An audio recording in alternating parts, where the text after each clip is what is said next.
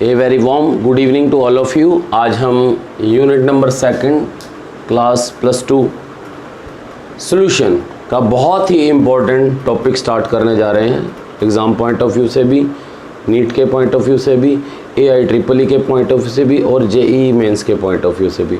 Hope so आप लोग अपनी पूरी कंसंट्रेशन के साथ ये टॉपिक समझने की कोशिश करेंगे। आज टॉपिक का नाम है कोलिगेटिव प्रॉपर्टी। कोलिगेटिव प्रॉपर्टीज़ होती क्या हैं, इनकी टाइप्स क्या हैं, इनके ऊपर बेस्ड हम न्यूमेरिकल्स करेंगे और इनकी इम्पोर्टेंस पढ़ेंगे कि कोलिगेटिव प्रॉपर्टी की इम्पोर्टेंस क्या होती है। तो फर्स्ट ऑफ ऑल बिना टाइम वेस्ट किए मैं आप लोगों को बताता हूँ कि कोलिगेटिव प्रॉपर्टी की डेफिनेशन क्या होती है। What do you mean by colligative property? These are the property, ये वो प्रॉपर्टी हैं which are depend upon the number of moles of solute. ये वो प्रॉपर्टी है जो कि किसी भी सॉल्यूशन के अंदर प्रेजेंट सॉल्यूट के number of moles per depend करती हैं। Dissolved in the definite amount of solvent.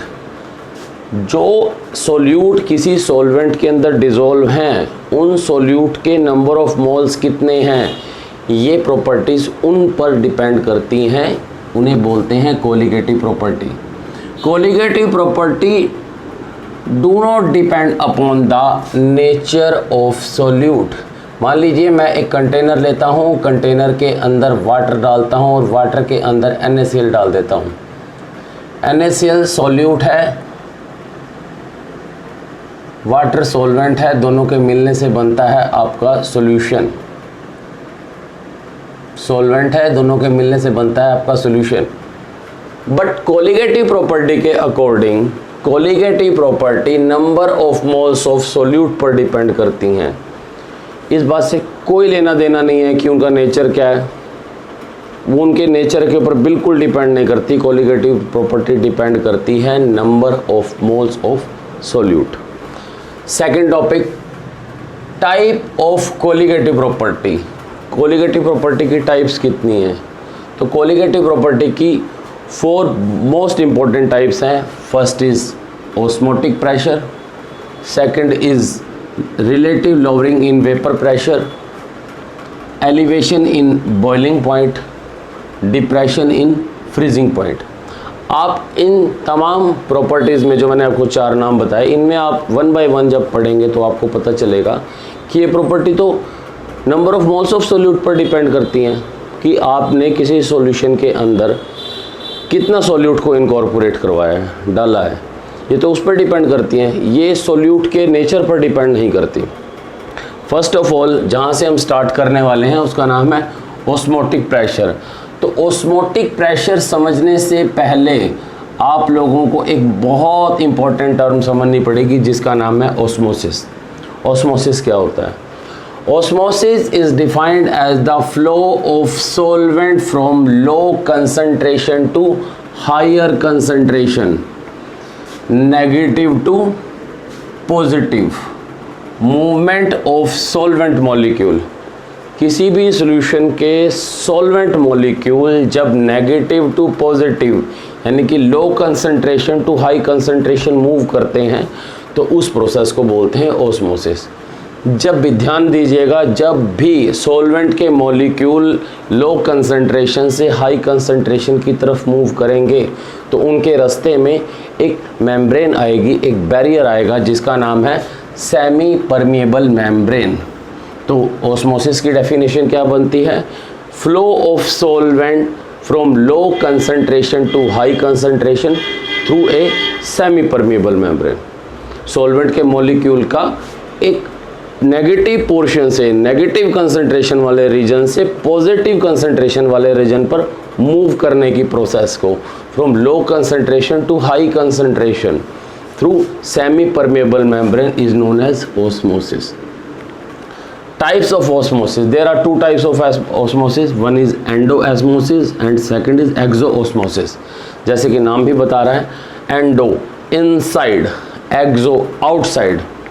बिल्कुल सही, नाम से ही आप दोनों को इस प्रोसेस का पता चल जाएगा कि एंडोऑस्मोसिस में क्या है और एक्सोऑस्मोसिस में क्या होता है। आइए हम एग्जांपल के साथ इनको समझने की कोशिश करते हैं। When the semi permeable membrane, जो मैंने भी आपको बताया कि मेम्ब्रेन होती है और उसके थ्रू सॉल्वेंट के मॉलिक्यूल एक अपने आप को मूव करवाते हैं।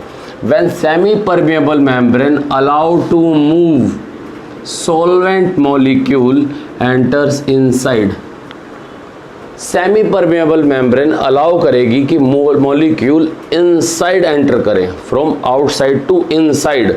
सच kind of osmosis in known as endosmosis. Example, आप पानी की कटोरी लीजिए और उसमें 4 या 5 या 10 जितने भी किशमिश के पीस डाल दीजिए। थोड़ी देर के बाद आपको क्या पता चलेगा कि वाटर के मॉलिक्यूल अंदर मूव करते हैं, वाटर के मॉलिक्यूल्स ने अंदर की तरफ मूवमेंट किया, तो इस तरह से क्या होगा, किशमिश स्वेलअप हो जाता है। इस तरह के ऑस्मोसिस को बोलते हैं एंडोऑस्मोसिस। एक्सोऑस्मोसिस बिल्कुल इसका रिवर्स है कि इसके अंदर सॉल्वेंट के मॉलिक्यूल आउटसाइड रीजन की तरफ भागते हैं। फॉर एग्जांपल, आप ग्रेप्स ले लीजिए और उन ग्रेप्स को NaCl के सॉल्यूशन के अंदर कॉर्पोरेट कर दीजिए, तो आप देखेंगे कि ग्रेप के अंदर का water molecule inside to outside move करेगा, जिसकी वजह से क्या होगा कि आपके ग्रेप्स के अंदर श्रिंकिंग आ जाएगी, वो सिकुड़ जाएंगे। डिफ्यूज़न बहुत ही इंपॉर्टेंट टॉपिक, बहुत ही ज़्यादा इंपॉर्टेंट टॉपिक। ऑस्मोसिस में आप देख रहे हैं कि मॉलिक्यूल का मूवमेंट हो रहा है कंसंट्रेशन ग्रेडियंट के थ्रू। कहीं पे मॉलिक्यूल ज़्यादा हैं, कहीं पे मॉलिक्यूल कम हैं। इस कम और ज़्यादा कंसंट्रेशन को मेंटेन रखने के लिए मॉलिक्यूल का मूवमेंट होता है, इसे बोलते हैं कंसंट्रेशन ग्रेडियंट। बट डिफ्यूज़न में ऐसा कुछ नहीं है। डिफ्यूज़न में सिंपली स्पॉन्टेनियस मिक्सिंग होती है बिना किसी एक्सटर्नल एनर्जी के हेल्प से। तो डेफिनेशन पढ़ेंगे, what is diffusion. Diffusion is the spontaneous, अपने आप इंटरमिक्सिंग, मिल जाना किसका, सोल्यूट और सॉल्वेंट का, इज कॉल्ड डिफ्यूजन। अपने आप सोल्यूट और सॉल्वेंट का एक दूसरे के साथ मिल जाने की प्रोसेस को बोलते हैं डिफ्यूजन। इसका एक छोटा सा एग्जांपल लीजिए, आप पानी का गिलास लीजिए, कांच के गिलास में पानी लीजिए और एक डाई, एक स्याही या डाई की एक ड्रॉप उसके अंदर ऐड करवा दीजिए। आप देखेंगे कि बिना किसी एक्सटर्नल फोर्स अप्लाई किए वो डाई की जो ड्रॉप है वो पूरे के पूरे सॉल्यूशन के अंदर स्प्रेड आउट हो जाएगी through the process of diffusion. आप देख रहे हैं कि डिफ्यूज़न प्रोसेस में कोई भी सेमी परमेबल मेम्ब्रेन जैसी चीज़ नहीं है, ये स्पॉन्टेनियस अपने आप होने वाली प्रोसेस है। हम अपने टॉपिक पे चलते हैं, osmotic pressure. What do you mean by the osmotic pressure. अभी आपने ऑस्मोसिस प्रोसेस पढ़ ली। ऑस्मोसिस प्रोसेस के दौरान लगने वाले प्रेशर को बोलते हैं ऑस्मोटिक प्रेशर। ऑस्मोटिक प्रेशर, आइए हम इसकी डेफिनेशन पढ़ते हैं कि ऑस्मोटिक प्रेशर है क्या। It is defined as the equilibrium hydrostatic pressure. ये इक्विलिब्रियम है, एक समान बनाने वाला hydrostatic pressure develop inside the column as a result of osmosis.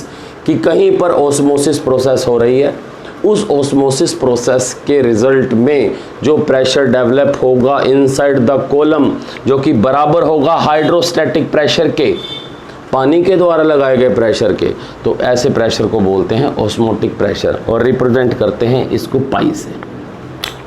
देखिए मैथमेटिकल डेरिवेशन बहुत ही ज़्यादा इम्पॉर्टेंट है फाइनल पॉइंट ऑफ व्यू से। ऑस्मोटिक प्रेशर डायरेक्टली डिपेंड करता है कंसंट्रेशन ऑफ सॉल्यूशन और टेम्परेचर। जब भी हम डायरेक्टली प्रोपोर्शनल के साइन को हटाते हैं इक्वल टू बनाने के लिए, तो यहाँ पर एक कांस्टेंट ऑफ प्रोपोर्शनैलिटी को ऐड किया जाता है। इस केस में कांस्टेंट ऑफ प्रोपोर्शनैलिटी है R. Here R is solution constant, इसे बोलते हैं solution constant. Pi is equal to RCT। और जैसा कि आपको पता है कि कंसंट्रेशन का मतलब है concentration is equal to number of moles divided by the volume. Number of moles divided by the volume. Now we can replace the sign of C by this expression, so pi is equal to n upon v RT। आप देख सकते हैं अगर मैं यहाँ से v की value को मूव करता हूँ पाई के पास, तो मेरे पास एक इक्वेशन बनती है pi v is equal to n2RT। This is called van Hoff equation. This is called van Hoff equation. तो डियर स्टूडेंट्स, आज हमने कोलिगेटिव प्रॉपर्टी की इंट्रोडक्शन की, उसके टाइप्स किए, ऑस्मोसिस को समझा, डिफ्यूज़न को समझा, टाइप्स ऑफ ऑस्मोसिस की। उसके बाद हमने ऑस्मोटिक प्रेशर को मैथमेटिकल फॉर्म में डिराइव करना सीखा।